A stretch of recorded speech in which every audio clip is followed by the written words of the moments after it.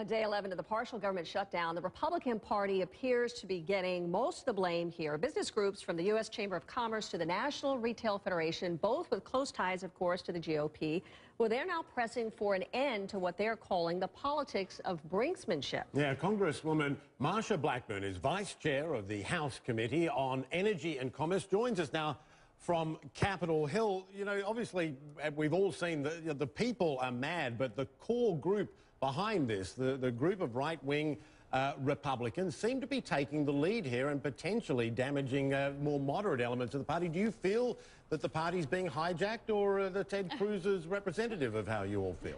You know, I tell you what, it's so interesting to hear the way you all frame this. My goodness. And what we know is that the American people, by and large, have overwhelmingly said, you've got to do something about the federal spending. $17 trillion worth of debt is not acceptable.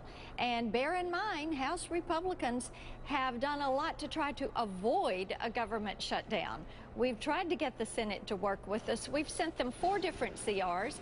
We're asking them to work with us on the debt ceiling. We've sent them 16 different funding bills. Please take them up. We have voted to fund most of the federal government and keep it open. And by the way, 83% of the federal government is open. But I'll tell you what you are right about. People do not like the fact that there seems to be this dissension in Washington, D.C., and they have a right to be angry about that. But I tell you what, they need to be looking at Harry Reid and the president, who were saying will not negotiate. You can't put certain things on the table.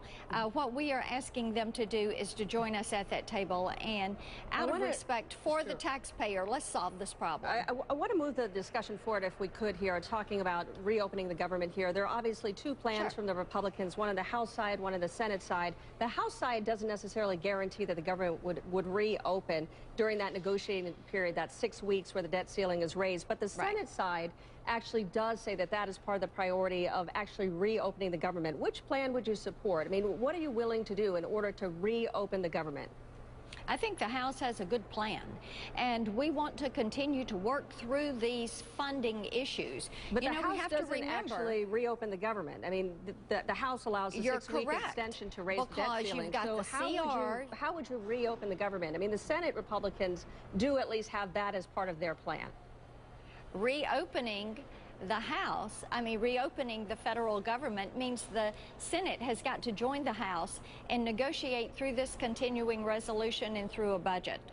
And that is going to be a priority. We cannot continue to spend money we do not have for programs we do not want, and passing the bill onto our children and grandchildren, $53,000 per person is what the debt load is right now. $53,000. That is not acceptable. Continuing to look at a growing debt and annual deficits that mount up every year, borrowing $2 billion a day. We are saying this is not responsible. You've got to finally get a handle on it. Is shutting down the government and putting the debt reputation of this country at risk responsible? Can't these negotiations happen outside of that process, which really affects the rest of the world?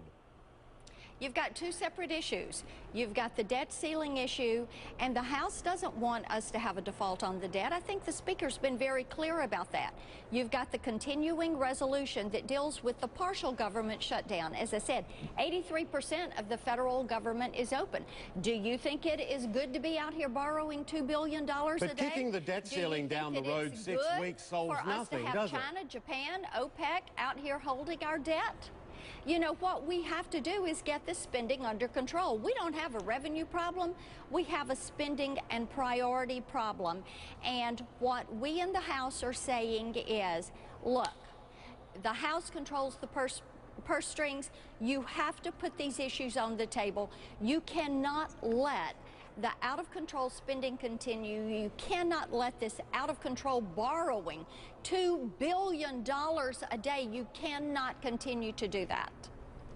And so essentially, I mean, you're standing by the House Republican plan, which doesn't reopen the government necessarily. And absolutely, we're understanding. To Michael's there is a way. point, I mean, it does kick the can down. The debt ceiling debate will continue 6 weeks later. No, and many it of the doesn't international kick the can. markets, the international markets are already responding. The International Monetary Fund is horrified at how the U.S. government is behaving.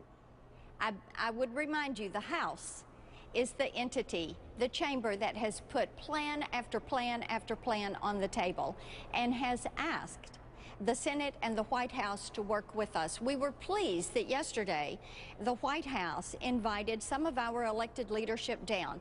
That is a step forward. The Senate is talking with the president this morning. We would hope that Harry Reid would finally negotiate with the House and would deal with the budget issues, the funding issues. He has tried to kick these to the side every single year.